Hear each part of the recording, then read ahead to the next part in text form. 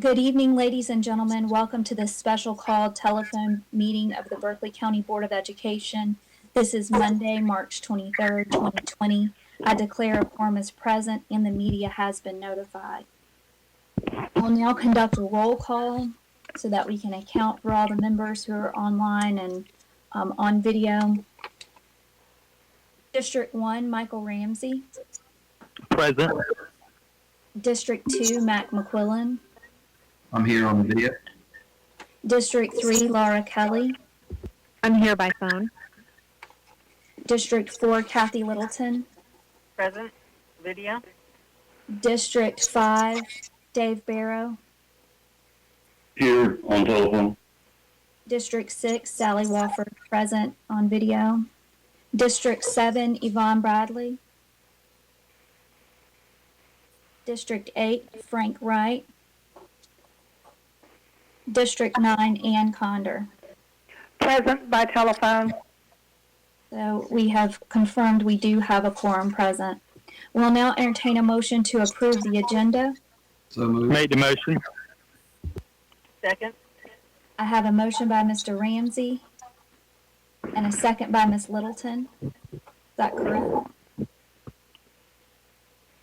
I'm going to try a voice vote. If a voice vote doesn't work, we're going to call the question. All in favor, please respond by saying aye. Aye. Aye.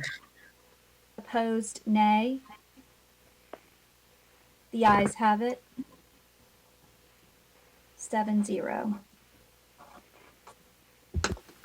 This may be difficult in this situation, but we do want to pledge allegiance and also have a moment of silence. So agenda item 1C, please stand if you're able for the Pledge of Allegiance and a moment of silence.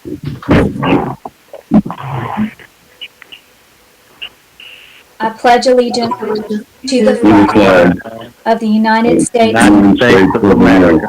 and to the republic for which it stands, one nation, Under God. indivisible, liberty and justice. Liberty and justice for all.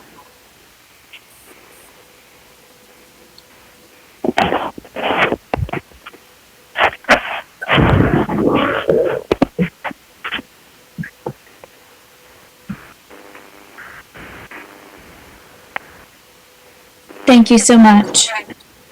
We'll now pass it over to Dr. Ingram for agenda item 1D, the coronavirus update. Dr. Ingram. Thank you, Madam Chair, members of the board, members of the audience who may be following or listening. I am very proud of our senior leadership, principals, teachers, support staff, parents, and students. Since learning of our shutdown, senior leadership has met at least twice daily, every day, including Saturdays and Sundays, to provide the highest level of response we can. Technology has provided impeccable service with distribution of devices and is working closely with finance and academics to continue high-quality service. Early in the shutdown, some principals, their staffs, and social workers delivered devices and schoolwork to families that were unable to pick it up. Under the auspices of safety and security, we have 2 confirmed cases of coronavirus in Berkeley County at this time. Impacted schools have already notified their school communities. Our custodians have cleaned and sanitized schools, and we are working with essential staff only. We are working on a tiered plan depending on the level of shutdown needed. Emergency badges will be used to identify essential employees. Most employees now are working remotely. When employees must enter a building, they are practicing social distancing and resanitizing any surfaces they touch. We're working very hard in the event of a prolonged shutdown. Presently, we have 38 locations for meals across the county. Our meal distribution has increased every day. After 6 days, our child nutrition staff has prepared and distributed 18,360 meals. We're taking advantage of the feeding sites on Wednesdays to exchange any broken devices or to distribute work that is not picked up. We also have worked with churches in the community to expand our feeding reach and appreciate their willingness to serve. Under academics and innovation, the state has been granted a waiver by the federal government for most testing.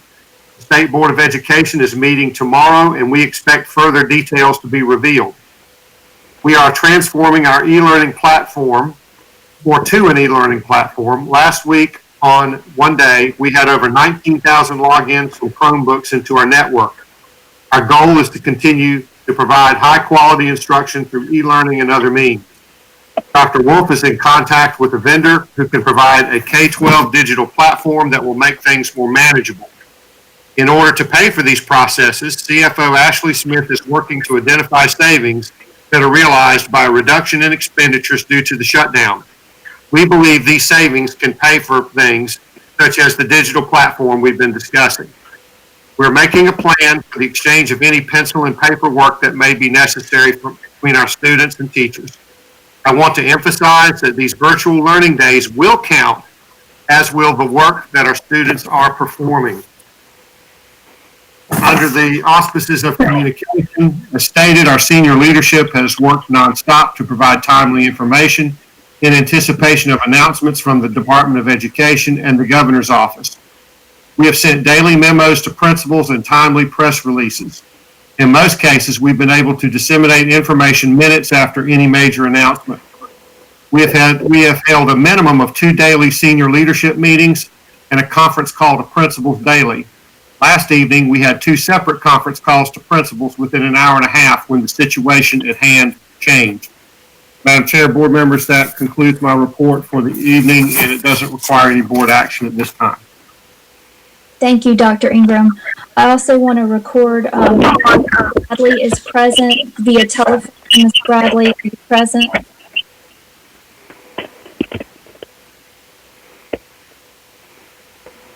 All right, I know Ms. Bradley was attempting to join by phone. If anyone sees her join, we'll record her presence. We'll now move on to the Finance and Human Resources Committee report. We are supposed to have a regular called meeting tomorrow night.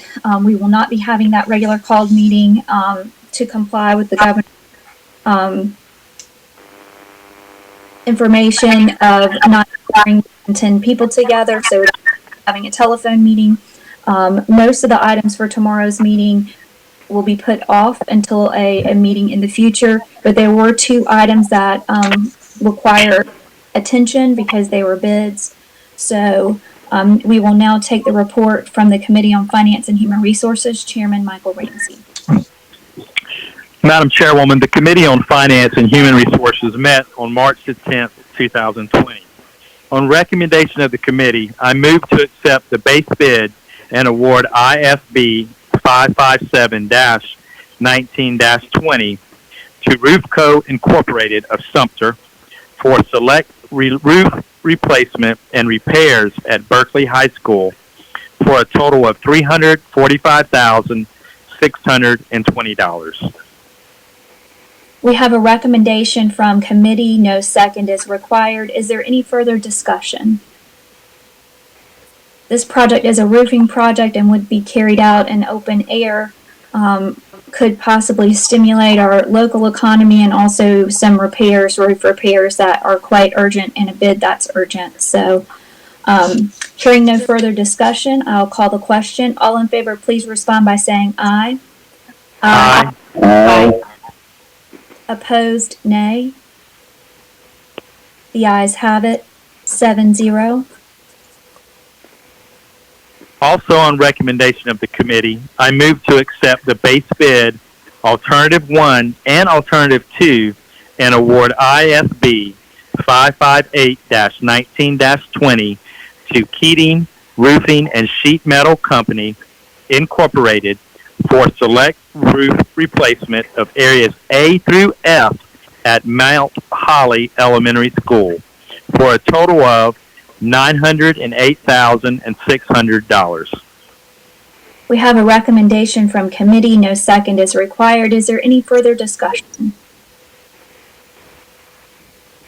Hearing none, we'll call the question. All in favor, please respond by saying aye. Aye. Aye. Opposed, nay. The ayes have it, 7-0. We'll now entertain a motion to adjourn. So moved. Second. There's a motion by Mr. McQuillan, a second by Ms. Littleton to adjourn. Is there any further discussion? I'm not sure when we'll call another meeting, but we'll give you as much notice as possible. I expect it will be another special called meeting, possibly next week or the week following, depending on what we need to do to respond. So, all in favor of adjourning, please respond by saying aye. Aye. Aye. Nay. The ayes have it, 7-0. We are adjourned.